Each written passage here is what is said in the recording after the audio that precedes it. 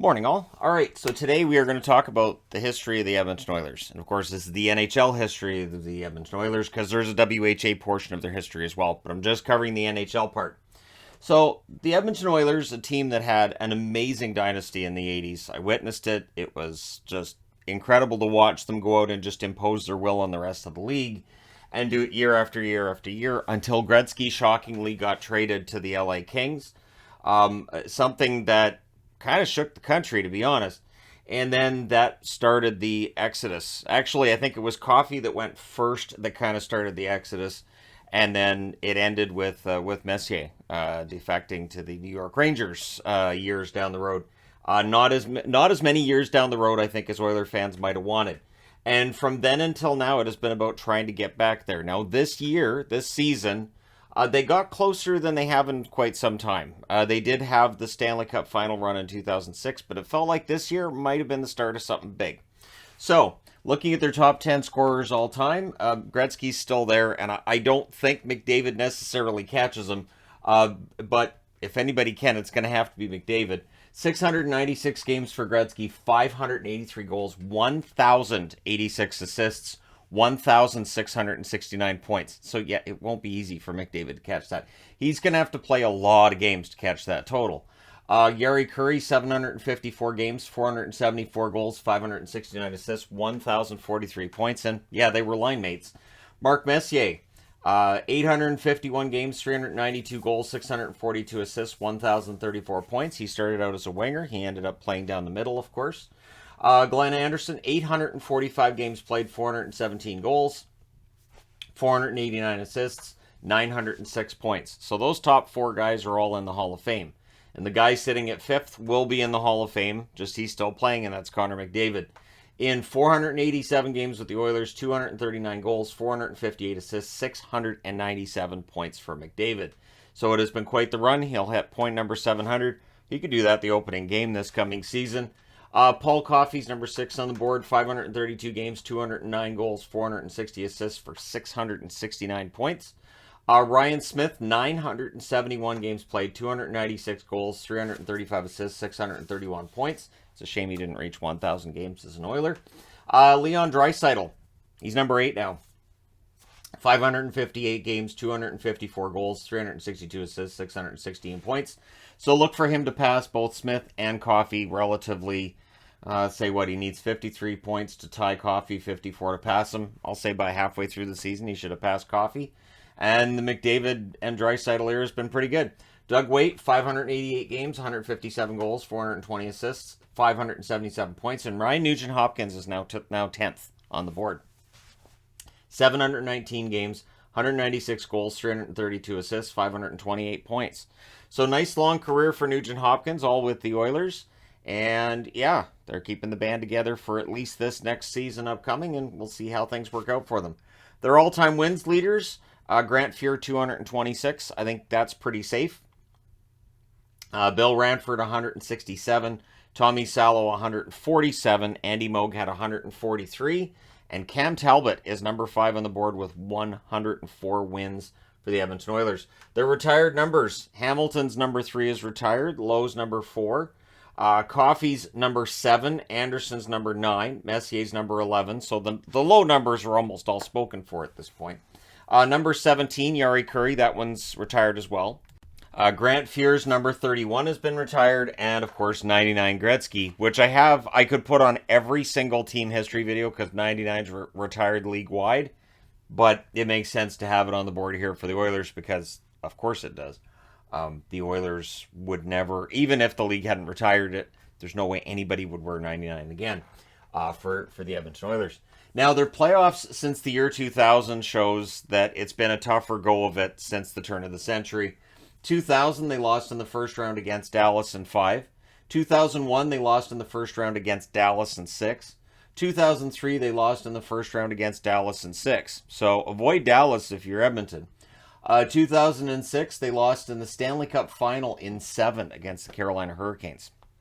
So this was an Oilers team that got into the playoffs and showed all you have to do is make it. Doesn't matter how great your record is compared to other teams you're playing against. And they went all the way to the final before losing heartbreakingly in 7 games. Of course, Dwayne Roloson getting hurt during that final. 2017, the next time they reached the playoffs, they lost in the second round against Anaheim. That was in 7. There was a little bit of controversy in that series, of course, now it turned out. 2020, they lost the qualifying round to Chicago. 3-1. That was a tough setback for McDavid and the team. 2021, of course, they lost in the first round against Winnipeg. They got swept there. That didn't help. But this year, they reached the conference final. They did get swept by Colorado. Colorado was the better team, but they did make that advancement, and they did look better, right? So their Stanley Cup years, 1984, 1985, 1987, 1988, and 1990. And yet people will debate whether or not they were truly great because they never had a period where they won 3 in a row. So there's that. But they won 2 in a row twice, and they won 5 cups in 7 years. So that does qualify as a dynasty, and it's ridiculous how good they were. The 1990 Stanley Cup might have been the most impressive because a lot of the big guns were gone at that point. Their arena, of course, has been Rogers Place since Rexall was retired in 2016. And the new building was huge for this franchise. It's not a coincidence that as soon as they get the new building, all of a sudden they're a playoff team. That, combined with McDavid, Draisaitl, and whatnot, it really sells the city to players. It's an impressive facility, and it really rejuvenated everything. I feel like it rejuvenated everything in the franchise. Their coaching history, they've had 17 coaches. The earliest was Sather. He ends up with a record of 464, 268, and 110. And most of those Stanley Cups were with him behind the bench. Then the most recent is Jay Woodcroft with a record of 26, 9, and 3. And he helped get them to the conference final. So, I don't know why I've got a Q up there. I'm going to go ahead and change that to a C. Because QF would be quarterfinals. And we don't have quarterfinals anymore. We haven't had quarterfinals in a long time. So yeah, Jay Woodcroft looks like he's pretty secure as their coach. They played very, very well under him. The first goal this team had in the NHL was scored by Kevin Lowe at 9:49 of the first in a 4-2 loss against the Chicago Blackhawks. Their most recent goal was scored by Zach Kassian at 16:38 of the third period in a 6-5 overtime loss against Colorado. At least they forced overtime in that fourth game, and they showed some fight back there as well. All-time penalty minutes leader is Kelly Buchberger. 1,747 penalty minutes. He was tough as nails. Season records, goals, Gretzky, 92 of them, and 81-82. Nobody's going to get that record. I don't think there will ever be a player who gets 93 goals in a season. So that's a safe NHL record. As is 163 assists. He had that in 85-86, where he also set a points record with 215. So those records are pretty darn secure.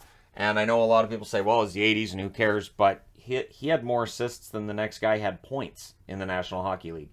So that's pretty impressive no matter what era that is. Now, for penalty minutes, Steve Smith actually holds the record. So if you're looking for a Dave Semenko mention, there isn't really anything in the records, but I just mentioned there. Steve Smith, 286 penalty minutes in 87-88. Wins in a season, Cam Talbot had 42 in 2016-2017. Talbot had a very good year that year, actually. Their best draft picks, there's some good ones on this board. There's some Hall of Famers. Number 48 in 1979 was Mark Messier.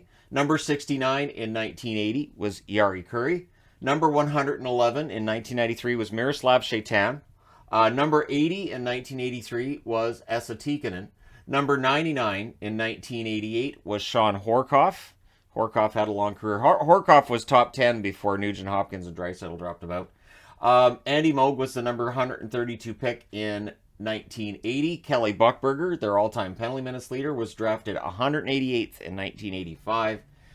Drafted 69th overall in 1970 was Glenn Anderson. So they drafted 2 Hall of Famers with the number 69 overall pick, meaning that's the lucky number for... I won't say it.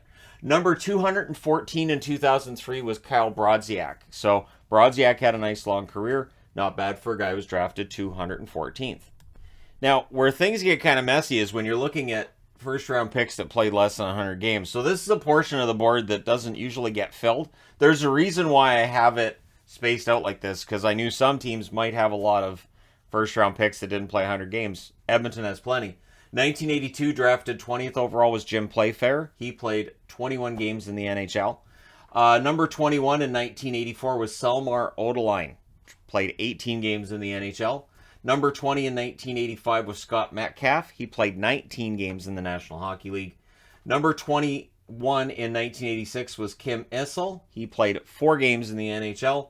Number 21 in 1987 was Peter Soberlak. Didn't play a game in the National Hockey League. Number 15 in 1989 was Jason Souls. Also didn't play a game in the National Hockey League. Number 17 in 1990 was Scott Allison. Did not play a game in the NHL. Now, in defense of the Edmonton Oilers, 1984, 1985, 1987, 1990, 4 of those were Cup years. So then maybe they showed up at the draft table and were like, I don't know, take that guy. You know, we're the Oilers, damn it. We're a dynasty. It doesn't matter who we draft. So 1992 draft, I would also point out too, those are late first round picks, so it is easier to find a miss when you're drafting late. They would fix that later, kind of. 1992, in drafting 13th, they drafted Joe Hulbig, who played 55 games in the NHL. 1993, drafting 16th overall, they draft Nick Stadjuhar, who played 2 games in the NHL. 1994, drafting 4th overall, they draft Jason Bonsignor, who played 79 games in the NHL. Very hyped prospect, that one, too. Number 19 in 1996, they draft Matthew Descoteaux, who played 5 games in the NHL. 1997, drafting 14th overall, they draft Michael Reason. He played 12 games in the NHL. Drafted 13th overall in 1998 was Michael Heinrich. He played 0 games in the NHL. Number 13 in 1999 was Yanni Rita, who only played 66 games in the NHL. Surprises me, but he did. Because it felt like he was more known than a guy who played 66 games at the NHL level.